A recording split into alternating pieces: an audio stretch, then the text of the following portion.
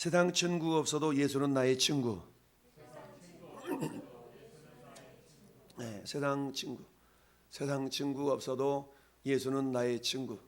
참 요즘은 특별히 우리 학생들 같은 경우는 뭐 집안마다 자녀가 한 명, 많아야 두 명 이런 시대에 살다 보니까 굉장히 귀공녀처럼 이렇게 살아가는 그런 시대가 되고 말았죠.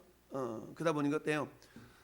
가정 내에서 형제들끼리 정말 이렇게 자매들끼리 치고받고 싸우진 않아도 티격태격하면서 그 인성이 길러지고 사회성이 길러지고 이래야 되는데 자녀들이 한두 명이다 보니까 그런 사회성들이 굉장히 결여가 되어 있죠. 그러다 보니까 우리 어릴 때는 그렇잖아요. 뭐 보통 뭐 대여섯 명씩 자녀들을 이렇게 낳는 그런 시대다 보니까 어머니는 아버지는 들로 밭으로 다 나가고 자기들끼리 막 치고받고 싸우기도 하면서 막 그러면서 자라던 그런 어린 시절이 있었는데 요즘은 그렇게 하지 못하다 보니까 어떤 사회성이 굉장히 이렇게 낮아지게 돼 있죠. 그러니까 어떤 일이 발생을 해요? 어떤 스스로 독립적으로 뭔가 이렇게 삶을 개척해 나가고 뭔가 주도적으로 어떤 일을 행하고 이런 어떤 능력들이 좀 굉장히 약한 게 또 현실적인 그런 문제로 대두되고 있죠.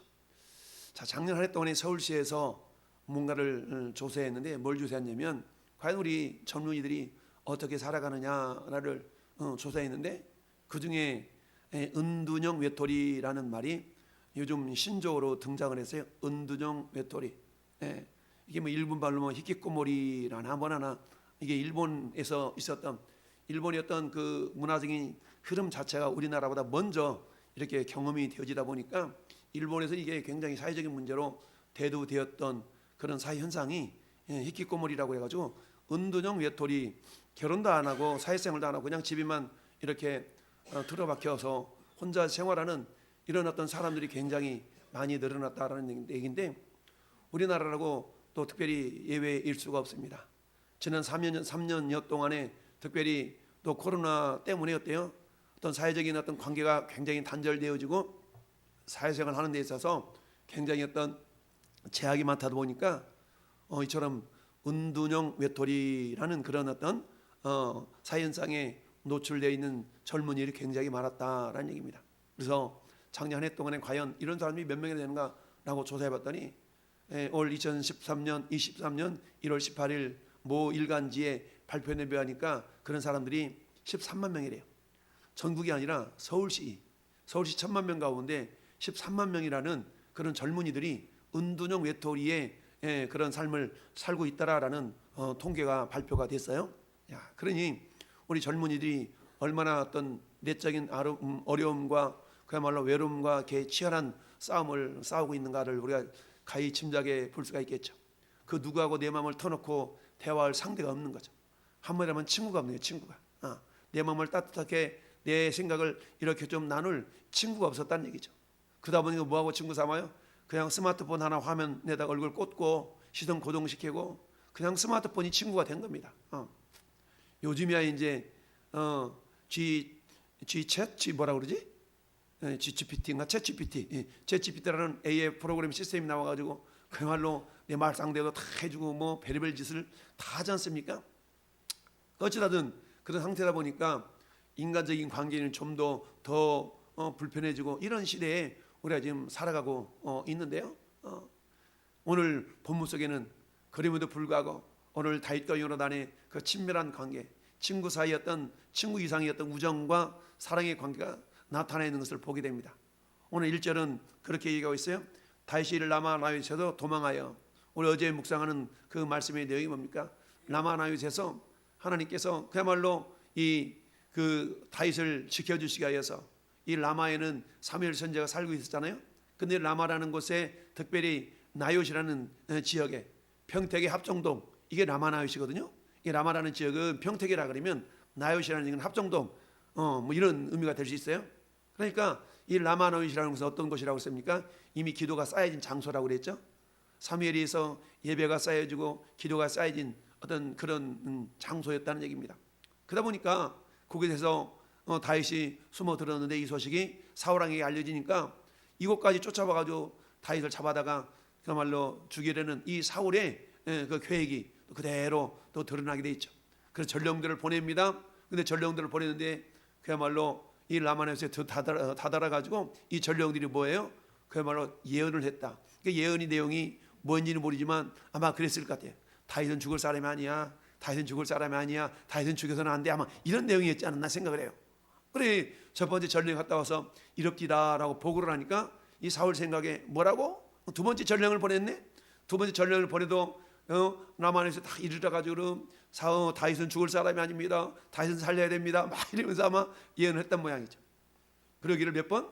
세 번씩이나 전령을 보냈음에도 동일한 현상이 나타나니까 뭐 그런 일이 있다고 이놈들 내가 직접 가리라. 탁 갔는데 웬걸 사울왕 역시도 라마나요스에 이르렀을 때 어떤 일이 했어요? 온 종일 막 웃동을 벗어제끼면서 막 예언을 하기 시작하니까 사울도 어때요? 한마디로 하면 제정신이 아닌 거죠. 성령이 사로잡혀서 그야말로 다윗을 죽이지 말아야 된다는 그런 막 감동을 받지 않았겠어요? 이제 다윗이 숨어들었던 이 라마나요조차도 다윗의 생각에 여기도 안전지대가 아니구나 라고 생각하면서 오늘 1절 다윗이 라마나에서 도망했다라고 시작을 하고 있습니다. 그러면서 요나단에게 이르되 내가 무엇을 하였으며 내 죄악이 무엇이며 내 아버지 앞에서 내 죄가 무엇이기에 그가 내 생명을 찾느냐. 한번에 말하면 다윗이 자신의 떳떳함을 친구 요나단에게 지금 구하고 있는 거잖아요. 요나단이 구하고 있습니다.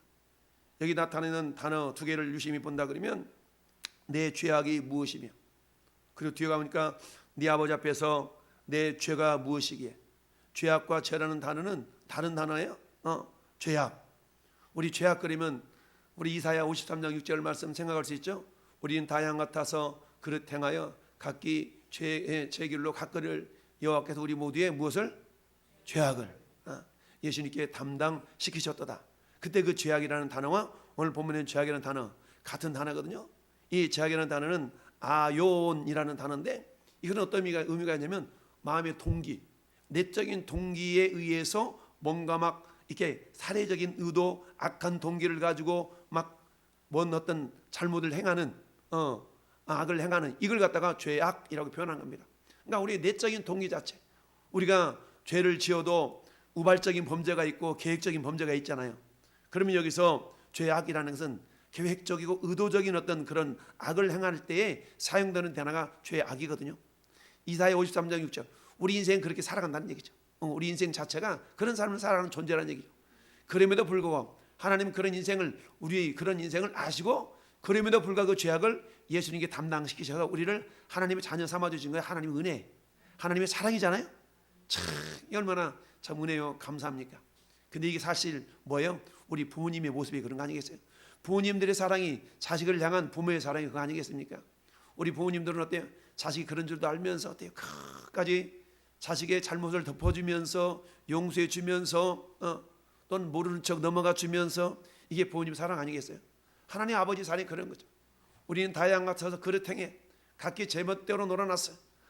그럼에도 불구하고 하나님께서 우리의 모든 죄악, 영어로 말하면 iniquity, 예. 그러니까 laid on him iniquity all of us. 그러니까 우리 모든 죄악을 예수님께 다 이게 담당, 이렇게 떠넘겼다는 거 아니겠습니까? 그때 써먹는 단어가 이 죄악의 의도성을 가지고 어떤 막 계획을 가지고 악을 행하는 이 상태, 우리 인간이 하나님 앞에서 그런 연약한 존재라는 얘기입니다. 그런데 다윗이 그렇게 얘기하고 있어요. 내가 어떻게 그런 일을 행했겠냐, 나는 그런 적 없다라고 자기 자신의 떳떳함과 의로움을 요나단에게, 내가 어떻게 아버지를 향해서 사울왕을 향해서 내가 그런 적이 있더냐라고 지금 항변하고 있는 내용입니다. 내 죄악이 무엇이며, 두 번째 네 아버지 앞에서 내 죄가 무엇이기에. 여기서 죄라는 것은 신약적인 언어로 말하면 죄, 그러면 신약적인 언어로 말하면 하마르티아라는 단어인데, 이 하마르티아라는 단어는 이게 관역에서 벗어나다라는 의미가 있는 그런 거거든요. 그럼 여기서 죄라는 것은 이게 그 하타트라는 단어인데요. 이게 이제 하타트라는 단어인데, 이게 근원이 이게 관역에서 벗어나다. 신학적인 말로 말하면 이게 하마르티아라는 단어인데 관역에서 벗어나는 겁니다. 그러니까 내 행동 하나가 말씀에서 위배되지 않는 그런 떳떳한 의로운 그런 삶을 살았다는 얘기입니다. 앞에 있는 죄악이라는 단어가 내적인 동기를 가지고 무슨 악을 행하는 모습이라면, 뒤에 있는 내 죄라는 단어는 그저 말씀의 기준에 벗어나는 어떤 외적으로 드러나는 도덕적이고 종교적이고 윤리적인, 오늘 말하면 내가 언제 주의를 범했어? 내가 언제 11조 떼먹었어? 이럴 때면 여러 모습들로 이렇게 표현할 때, 그러니까 윤리 도덕적으로 신앙적으로 반듯한 이런 상태, 이런 상태에서 벗어나는 것을 후자에 나타나 있는 내 죄가 무엇이기에 그가 내 생명을 찾느냐라고 지금 항변하고 있는 거죠. 그만큼 다윗이 잘못했던 거예요. 내적으로도 외적으로도 떳떳했다는 얘기입니다. 자, 저는 여러분들이 이런 모습이 되기를 바랍니다. 인간은 그렇잖아요. 겉으로 드러나지 않는 모습, 우리 내면은 여러 가지 탐욕과 추악과 시기 질투 이런 것이 꽉 차 있잖아요. 그럼에도 불구하고 때 우리는 그런 것들 다 내면 속에 간직하면서 겉으로는 안 그런 척하면서 살아가는 경우가 참 많죠. 근데 다윗은 그러지 않았다는 얘기입니다. 왜요? 다윗은 하나님이 친히 자기 마음의 중심을 보시는 하나님을 알았기 때문에 그랬어요. 사람의 외모를 보거니와 여호와는 중심을 보시는 하나님이심을 알았기 때문에 이렇게 고백하고 표현하고 있는 것입니다. 여러분, 이처럼 요나단을 향해서 다윗은 어때요? 자기 속내를 막 고백하며 지금 이렇게 얘기하고 있잖아요. 그랬을 때 요나단이 너 뭔 소리, 너 잘못한 게 있는 게 그럴 거 아니겠어?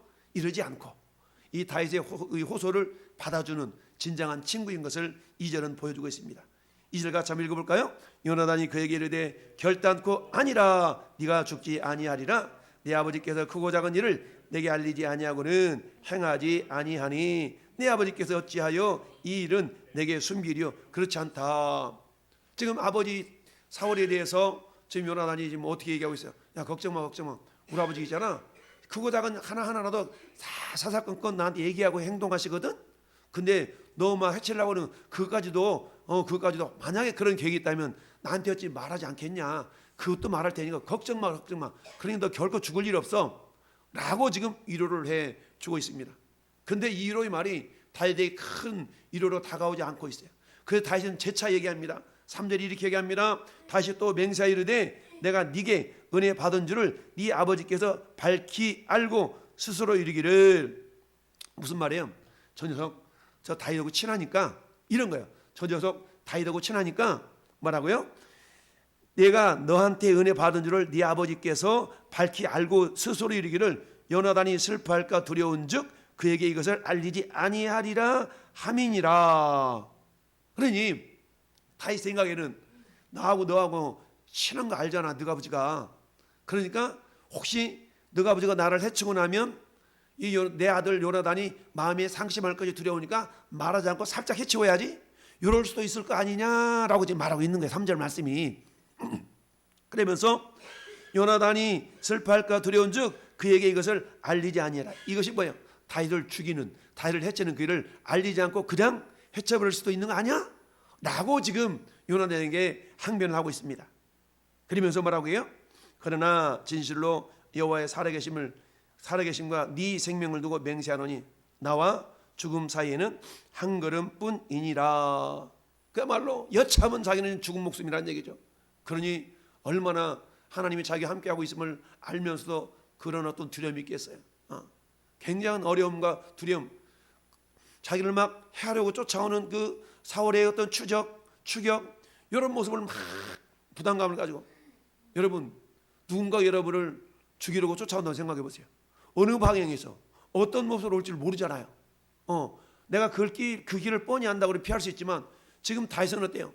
한 나라의 왕이 한 사람 다윗을 죽이기로 작정해서 온 나라의 군대를 다 풀어가지고 샅샅이 지금 다윗을 지져내는 그런 상황이니까 여러분 우리 입장을 바꿔는 생각해 보세요. 얼마나 두렵겠어요. 아무리 하나님이 함께 하심을 믿는다 할지라도 얼마나 두렵겠어요.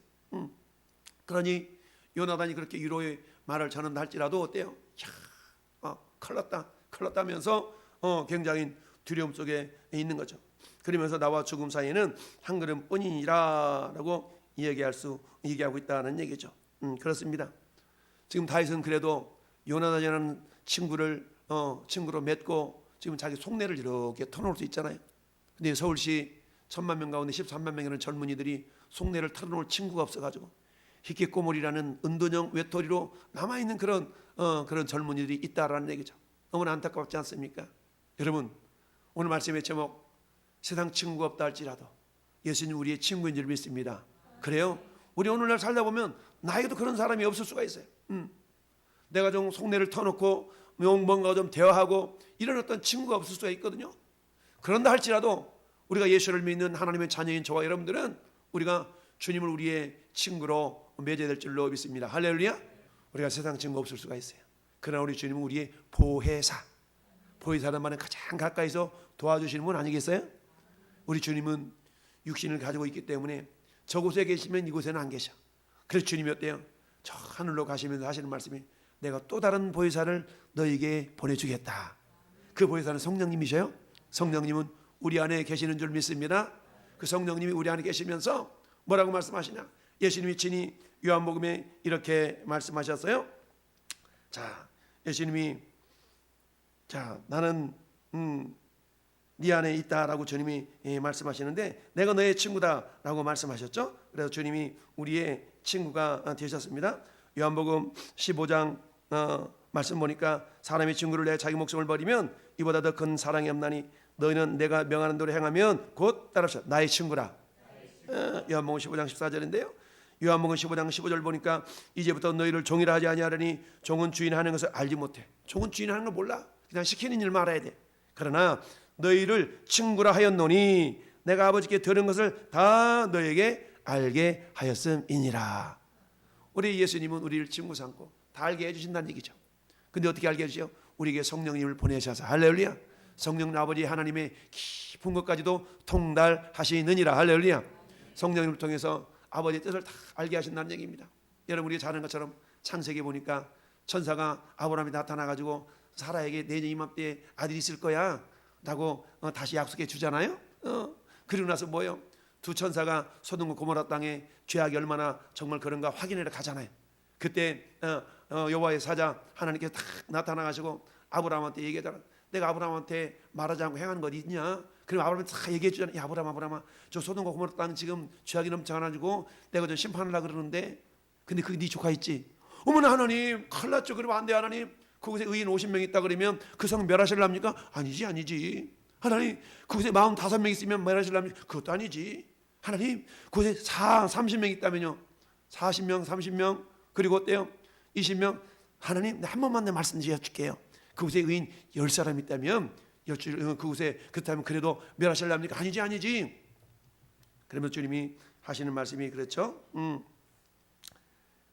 내가 하려는 것을 아브라함에게 숨기겠느냐. 아브라함이 다 얘기해 줬다는 얘기죠. 하나님은 아브라함을 친구 삼으셨다는 얘기죠. 할렐루야. 성령님은 오늘날 저와 여러분을 향해서 우리 주님의 마음 주님의 뜻 이걸 다 밝히 말씀해 주신 줄 믿습니다. 깨닫게 해주신 줄 믿습니다. 비록 세상에 나의 친구가 없다 할지라도 우리 주님이 우리의 영원한 친구가 되십니다. 그래서 때요 깨닫게 해주시고 알게 해주신다는 얘기죠. 그러니까 세상 친구 없다고 우리가 낙심하고 코끼 키키 무슨 목코머리 그런 되지 말고 정말 주님 앞에 나와서 함께 기도하고 부르짖어 예수를 나의 친구 삼고 할렐루야. 이처럼 주님이 우리를 친구 삼으셨으니까 우리는 주님의 친구 아니겠어요? 그런 존재가 저와 여러분인 줄 믿습니다. 그럼에도 불구하고 다윗은 두려웠잖아요. 그래서 이 다윗의 두려움을 한마디로 표현하는 게 오늘 3절 하반절 말씀에 나와 죽음 사이는 한 걸음뿐이니라. 죽음 사이 한 걸음뿐이라는 얘기죠. 우리 인간이 그런 연약한 존재 아니겠어요? 우리 전도할 때 늘 스피커로 이렇게 마이크 대고 하는 소리가 여러분 우리가 눈에 보이는 음식은 40일을 안 먹어도 삽니다. 그러나 눈에 보이지 않는 이 공기는 4분만 안 마시면 죽습니다. 이처럼 눈에 보이는 것보다 보이지 않는 것이 훨씬 귀중한 게 더 많습니다. 우리 천국과 지옥은 보이지 않지만 여러분 여차하면 천국과 지옥길이 갈라집니다. 오늘 다시 고백했던 것처럼 나와 죽음 사이는 한 걸음뿐이니라. 이걸 알았기 때문에 모세는 시편 95편에서 우리 연수가 70이요 강간하면 80이라도 그 연수의 고생은 생활 나날들은 전부 다 수가 슬픈 뿐인데 그 나날이 어떻게 간다고요? 쉽게 가는데 신속히 가는데 마치 뭐처럼 날아간다 라고 표현하고 있지 않습니까? 우리 생활이 날아간대. 우리 인생이 날아간대. 그래서 쉽게 빨리 간다는 얘기죠. 그러면서 모세가 결론을 맺기를 뭐라고 말씀합니까? 그러니까 우리의 날 계수함을 알게 하소서. 할렐루야. 네. 하루도 주님 볼 날이 가까워졌네. 어제보다 오늘 주님 만난 날이 더 가까워진 줄 믿습니다. 올 때는 순서가 있지만 갈 때는 순서가 없다고 하나님 오라 하면 오늘 남녀노소 빈부귀천을 막론하고 모든 거 다 내놓고 가야 되잖아요. 그렇지만 어떻습니까? 주님 오라 하시면 언제든지 우리가 가야 되는 그런 것이 인생이지만, 그러나 우리가 두려워하지 않는 것은 주님이 우리의 아버지가 되시고 우리와 함께 하시고, 할렐루야, 우리를 영원한 천국길로 인도하시는 생명의 주님이신 줄 믿습니다. 다시 고백하기를, 정말 죽음과 나와 사이는 한 걸음뿐이다 라고 말했어요. 언제든지 하나님 오라면 모든 거 다 내려놓고 가야 돼.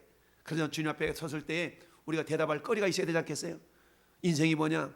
늘 그러잖아요. 인생, 태어남과 죽음, 요람에서 무덤까지, 요람, 태어남, verse, 죽음, death, B와 D 사이에 뭐가 있어요? C가 있어요. C는 choice, 선택이라고 그랬죠. 그럼 어때요? 매 순간순간마다 선택의 연속인데 뭘 선택해야 되겠습니까? 하나님이 기뻐하시는 일을 선택할 것인가? 내가 원하는 대로 선택할 것인가? 이 두 사이에 우리는 선택하며 살아가는 것이 인생이에요. 이왕이면 우리의 인생 가운데 주님을 기쁘시게 하는 그 일을 선택하는 지혜로 믿기를 바랍니다. 그렇습니다. 살아있는 것과 죽음 사이에는 이게 그야말로 한 걸음뿐이라고 고백했던 이 다윗의 고백을 통해서 언제든 주님 우리 오라 하시면 가야 될 그날이 분명히 있는데, 그날이 있기까지는 어때? 최선을 다해서 주님 편에 서는 겁니다. 하나님 편에 서는 겁니다. 어느 민족 누구에게나 결단할 때 있나니 어느 편에 설 건가? 악과 죄악 사이에서 어느 편에 설 건가? 주님이 우리에게 요청할 때, 요구할 때 우리는 담대하게 주님, 나 주님 편에 서겠나이다. 나는 의로운 편에 서겠나이다. 할렐루야. 이렇게 우리가 고백하며 선택하며 살아가는 자가 될 수 있기를 바랍니다. 그렇습니다. 나와 죽음 사이 한 걸음뿐이다. 야고보 사도가 이렇게 합니다. 야고보서 4장 13절 14절에 그렇게 말씀하고 있죠. 어떤 사람이 먼 데 가가지고, 야, 내가 한 해 동안만 좀 장사 열심히 해가지고 돈 좀 벌고 그 다음에 나 신앙생활 할게. 이런 사람이 있을 수 있잖아요.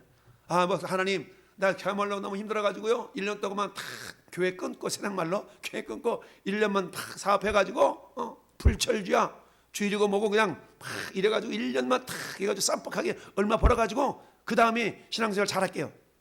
내 생각에 그러면 될 것 같아. 근데 어때요? 내 생각도 되지 않는 것이 인생이라고 그랬죠? 왜 그래요? 인생이 주인이 내가 아니거든. 내 생각도 내 마음대로 안 되는 게 인생이야. 왜 그런다고 그랬어요? 내 마음의 주인이 내가 아니야. 주님이 내 마음의 주인이야. 그러니까 되는 주님 뜻대로 주님 마음에 합당한 삶을 살면, 할렐루야, 합당한 살면 우리 생각 저편의 역사하시는 하나님의 손길을 기대하면서, 할렐루야, 살아가는 것이 인생의 지혜로움일진데, 근데 어때요? 1년 동안 창사 이익을 보려고 생각하는 자야 어리석도다. 네 생명이 뭐냐? 잠깐 보이다 없어질 안개단 얘기죠. 안개. 오늘 밤 오라 그러면 가야 되는 것이 인생이에요. 그런데 1년만 기다려주세요. 아니요. 우리 신앙생활은 미래가 아니야. 우리 신앙은 now here, 지금 이곳에서 어떻게 하느냐가 우리의 관건이지. 내년부터 잘할게요 그러지 말라 그랬죠? 내년부터 잘할게요. 아니요. 지금 잘해야 지금. 지금 잘해야 지금 잘하는, 내년까지 연결되는 겁니다. 오전에 말씀 가운데 그런 말 했어요. 여러분, 영생이라는 것은 죽고 가서 경험하는 것이 영생이 아니야. 이 땅에서 너희는 여호와의 선하심을 맛보아 알지어다. 할렐루야. 그에게 피하는 자는 복이 있도다. 그렇지 않습니까? 영생은 이곳에서 맛보는 거예요. 이곳에서 영생을 맛보는 거예요. 그게 뭡니까? 생명을 공급받고 생명이 끊어지지 않으면 그 영생이 되는 거지 않겠어요? 할렐루야. 그러니까 우리 날마다 하나님을 경험하는 겁니다. 여호와의 선하심을 맛보아 알지어다. 여호와의 선하심을 맛보아 알지어다. 어떻게 맛보아 안다고 그랬습니까? 예배를 통하여, 찬양을, 기도를 통하여서, 전도를 통하여 우리는 하나님의 선하심을 맛보아 수 있다고 그랬잖아요. 하나님이 살아계시는구나. 이게 경험이 된다는 얘기입니다. 다윗이 고백했던, 야, 나 죽음과 삶 사이에 한 걸음밖에 안 돼. 그렇다 할지라도 내 인생 주님께 맡기고, 할렐루야. 우리 다윗은 그러면서 요나단에게 3가지를 부탁했어요. 첫 번째 부탁이 뭡니까? 야, 내일이 초하루잖아. 진짜 초하루네. 내일 내일 5월 7일 초하루에, 초하루인즉 내가 마땅히 왕을 모시고 식사 자리에 앉아야 되는데, 이 당시에 초하루를 이렇게 한 3일 동안 하나님을 예배하면서 이렇게 지켰던 그런 관습이 있었어요. 그러니까 아무리 위급한 일이 있어도 초하루만큼 왕과 함께 그날을 이렇게 같이 즐겨야 되는 거야. 근데 다윗이 안 보이면 왜 안 보이는 거야? 이러지 않겠어요? 그러니까 초하루인즉 내가 마땅히 왕을 모시고 앉아 식사를 해야 될 것이나 나를 보내어 셋째 날까지 저녁까지 들에 숨게 해라. 첫 번째 부탁. 내가 첫째 날이지만 내 목숨이 위험하니까 나는 3일 동안 안 갈 테니까 네가 상황 좀 봐봐. 첫 번째 부탁. 두 번째 부탁. 6절. 네 아버지가 왜 안 보이는 거야? 라고 묻거들랑 이렇게 좀 대답해줘.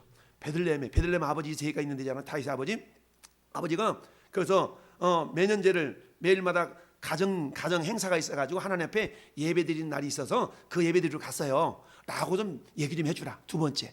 세 번째 부탁. 그런데 만약에 아버지가 너가 아버지 사우랑이 딱 보니까 정말 그게 그래 알았어 이렇게 인정하면 좋지만 무슨 소리야 분을 내고 그러면 나를 죽이는 줄로 내가 알 테니까 그때가 되면 바라건대 나한테 좀 인자하게 좀 해주라, 나를 좀 부드럽게 좀 대주라 라는 세 가지 부탁을 요나단에게 딱 부탁한 그 내용이 있어요. 그러면서 그 근거를 들은데 이 부탁을 네가 들어줘야 될 이유가 있어. 그 근거는 뭐냐면 8절 중반절에 이렇게 갑니다. 바라건대 네 종에게 인자하게 행하라. 내가 네 종에게 여호와 앞에서 나와 뭐 했어요? 맹약하였음이니라. 맹약은 뭐냐? 맹세함이 약속했다는 얘기죠. 그러니까 요나단과 다윗은 어떤 사이예요? 언약을 맺은 상태. 그 밑에 쭉 보면은 자그만 글씨로 어디 뭐라고 적혀 있어요? 8절 끝에 뭐 하나 없어요? 사무엘상 18장 3절 두 장 넘겨보세요. 18장 사무엘상 18장 3절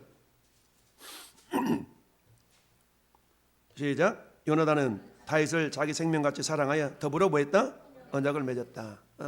이 맺었던 언약을 근거로 해서 다윗은 요나단에게 요구를 하고 있는 거예요. 우리 언약 맺었잖아. 그러니까 너는 나를 인자하게 부드럽게 좀 대어줘, 알았지? 라고 이렇게 얘기를 했더니 요나단이 뭐라 결코 이를 일어나지 않을 거야 라고 하면서 다윗을 위로해주고 있는 모습을 봅니다. 여러분 오늘 본 말씀의 제목처럼 세상 친구 내게 없어도 예수님 우리의 친구인 줄 믿습니다. 우리가 고민을 나눌 친구가 없다 할지라도 여러분 걱정하지 마시고 아무것도 염려하지 말고 모든 일에 기도와 간구로 너희 구할 것을 감사함으로 하나님께 아뢰라. 그래 모든 지각에 뛰어나신 하나님의 평강이 너희 마음과 생각을 지키시리라 라고 말씀하셨습니다. 오늘도 주님 나의 친구 되어주시니 감사합니다. 주님 오늘도 우리가 주님 우리를 친구 삼으시게 하여서 그렇잖아요. 로마서 8장 32절에 자기 아들을 아끼지 아니하시고 우리 모든 사람을 위하여 내어주시니까 어찌 그 아들과 함께 모든 것을 선물로 은혜로 은사로 주지 않겠느냐라고 말씀하셨습니다. 우리에게 모든 걸 주기를 기뻐하시는 주님께 우리가 어때 기도함으로 하나님께 아뢰므로 우리를 친구 삼으신 주님께 날마다 서로 교제하고 교통하며 소통하는 그런 하나님의 사람이 될 수 있기를 예수님 이름으로 축원합니다.